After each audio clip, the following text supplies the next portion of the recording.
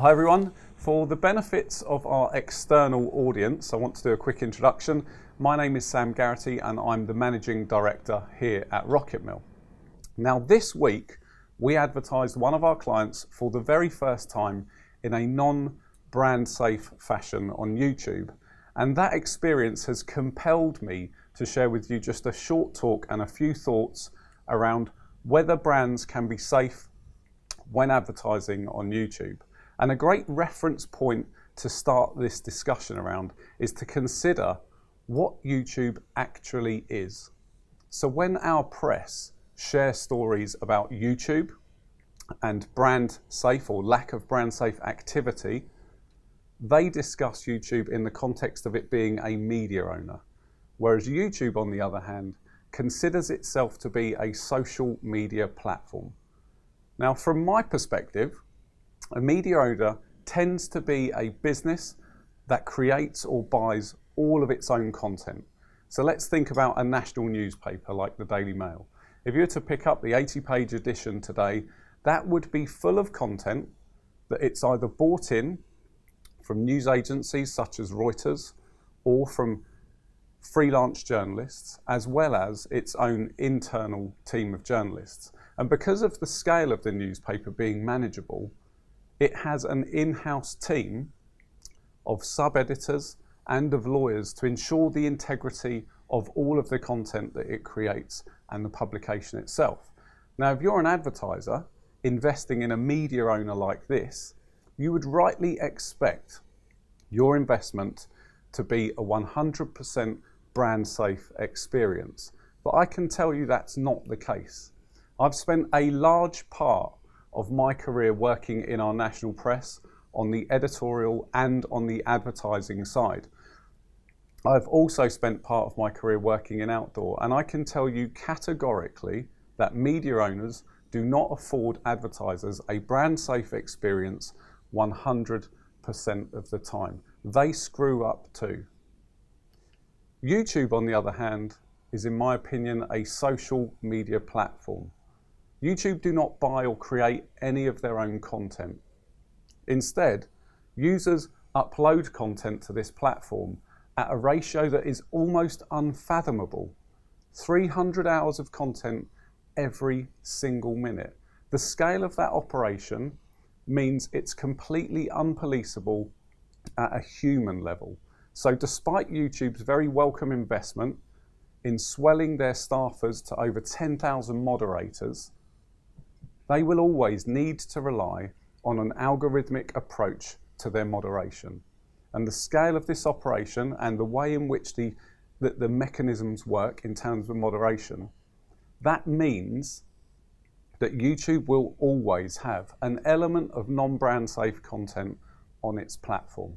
That's a fact, and it's a fact that all brands, all advertisers, all agencies must accept. To deny it is to deny the very nature of the platform itself.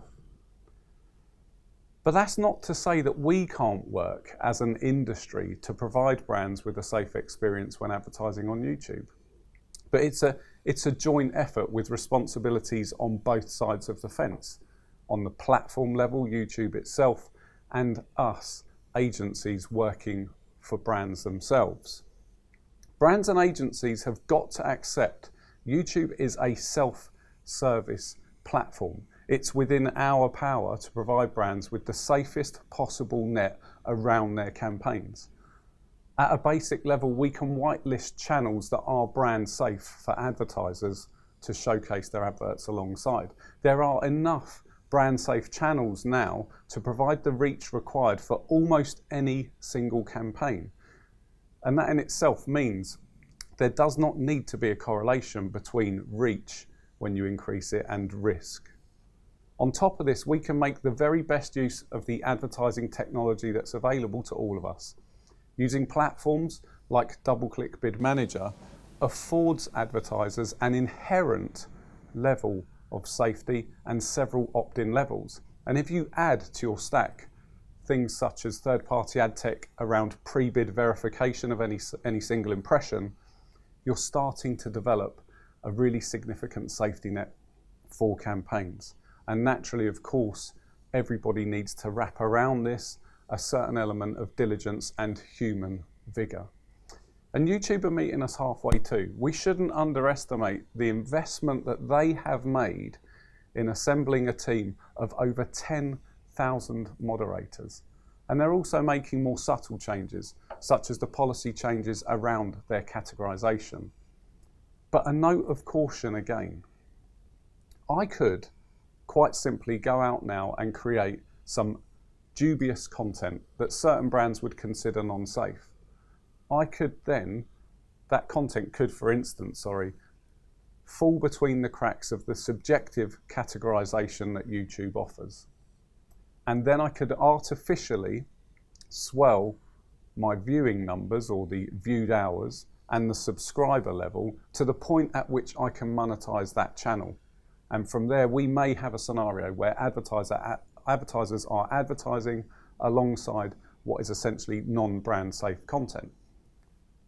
But at a different level, what's to say that a whitelisted channel may not use its creative license to put out controversial content or content that is okay with a certain brand's value set, but doesn't sit well with another?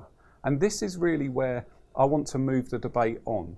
I want to elevate the debate away from the technicalities of YouTube and to a different level. And I want to talk about media as a whole and the changes we're experiencing in marketing. Now, we are currently witnessing the biggest change we've ever seen in marketing, and that's the move towards people-based marketing.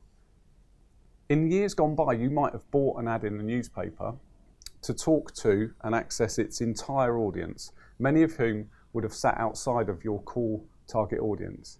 Today, in marketing, we're moving to a world where we use data and technology to target an individual and bid upon media in real time.